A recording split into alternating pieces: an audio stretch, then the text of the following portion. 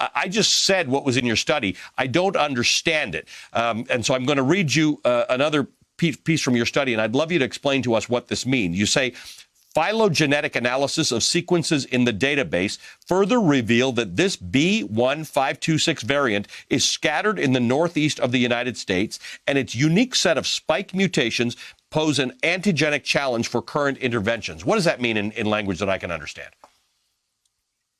Well, thank you for having me on the program, Ali.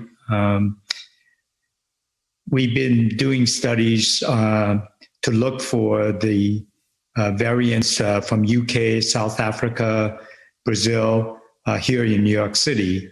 And we indeed found a few such variants in our midst. But in the course of doing that, we identified homegrown variants, which is now referred to as B1526. And by the antigenic challenge, I mean, if you look at the spike protein, that's the protein that sits on the outside of the virus particle and is responsible for the virus binding to the cell.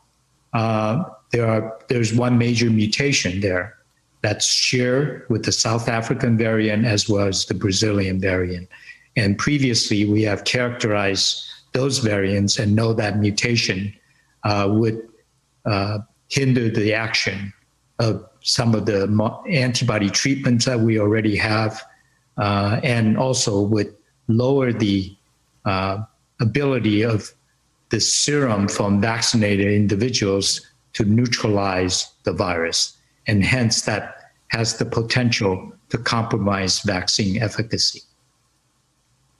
And of course, people like me think, wow, more fatal is the worst thing that can happen with a virus. But in fact, potentially more contagious or able to neutralize could ultimately be more dangerous. So this is a matter that you think people have to take very, very seriously.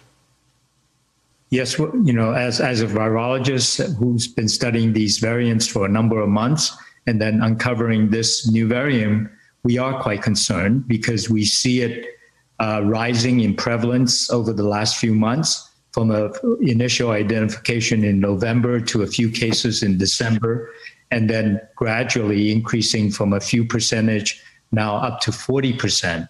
So the dominance it's exhibiting suggests that it may be more transmissible.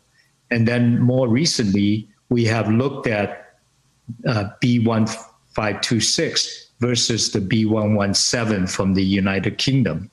And in New York City, we see that the New York variant is outcompeting the UK variant, whereas in places like Florida, the UK variant is now dominant. So it suggests that here in New York, we have evidence that this new variant is more transmissible simply by comparison with the UK variant.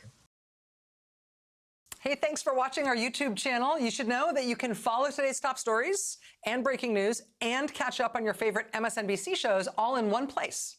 Download the NBC News app today.